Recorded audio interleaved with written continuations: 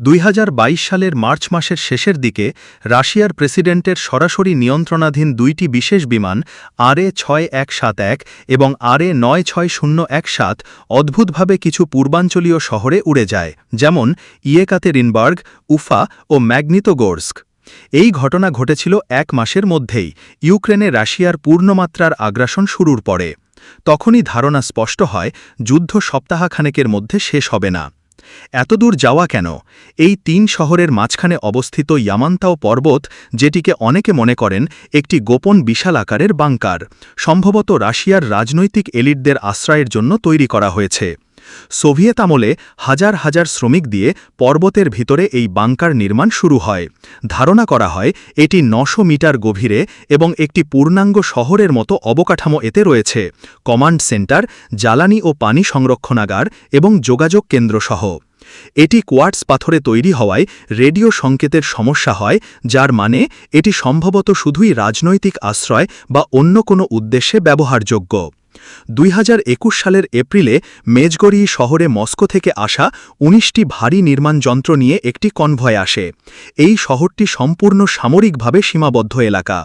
শহরের কর্তৃপক্ষ জানায় এটি US-30 নামে একটি নির্মাণ ইউনিটের প্রজেক্ট, যারা রাশিয়ার প্রতিরক্ষা মন্ত্রণালয়ের অধীনে গোপন ও বিশাল আকারের ভূগর্ভস্থ স্থাপনা নির্মাণ করে। আলেক্সেই নাভালনির অনুসন্ধানে উঠে আসে পুতিনের জন্য নির্মিত ব্ল্যাক সির পাশে একটি বিলাসবহুল প্রাসাদ।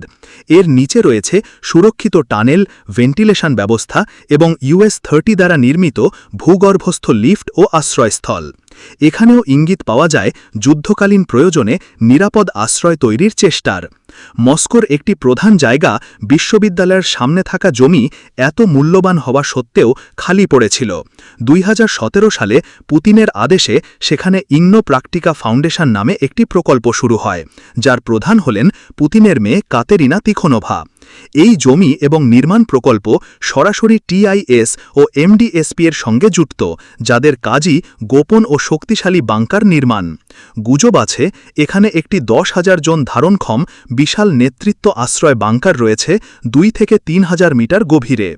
মস্কোর মেট্রো স্টেশন যেমন বেলোরুস্কায়া, সেখানে লুকানো দরজার পেছনে রয়েছে সোভিয়েত আমলের গোপন বাংকার। যদিও অনেকগুলো আজ ধ্বংসপ্রাপ্ত, কিছু এখনও গোপন এবং সরকারের উচ্চ পর্যায়ের ব্যবহারের জন্য সংরক্ষিত। গুজব বলে মেট্রো 2 নামে গোপন এক ভূগর্ভস্থ রেললাইন রয়েছে, যা ক্রেমলিন ও অন্যান্য গোপন বাংকারের সঙ্গে সংযুক্ত। একজন ডিগার, গুহা অনুসন্ধানকারী পাভেল সাফরোনভ, এই টানেলে 3 দিন ঘোরাঘুরির পর FSB কর্তৃক গ্রেপ্তার হন। তার দাবি ছিল তিনি একটি টানেলের খোঁজ পেয়েছিলেন যা সরাসরি ক্রেমলিনে গিয়ে পৌঁছায়। আলতাই পাহাড়ে গ্যাসপ্রমের একটি বিশাল কম্পাউন্ড রয়েছে, যেটি নির্জন এবং সম্পূর্ণ আলাদা। এখানে একটি ট্রান্সফরমার স্টেশন রয়েছে, যা একটি ছোট শহর চালানোর মতো শক্তি দিতে পারে। এটি সন্দেহ তৈরি করে যে এখানে আরও গোপন কিছু থাকতে পারে। রাশিয়ার এই সব গোপন বাংকার ও ভূগর্ভস্থ অবকাঠামো অনেকটাই রয়ে গেছে রহস্যের আড়ালে। তবে এটা নিশ্চিত যে পুতিন এবং তার ঘনিষ্ঠ মহল নিজেদের নিরাপত্তার জন্য বহু বছর ধরে প্রস্তুতি নিচ্ছেন, হয়তো বিশাল ভূগর্ভস্থ শহর অথবা স্রেফ হাটল ধরা কংক্রিট ঘর।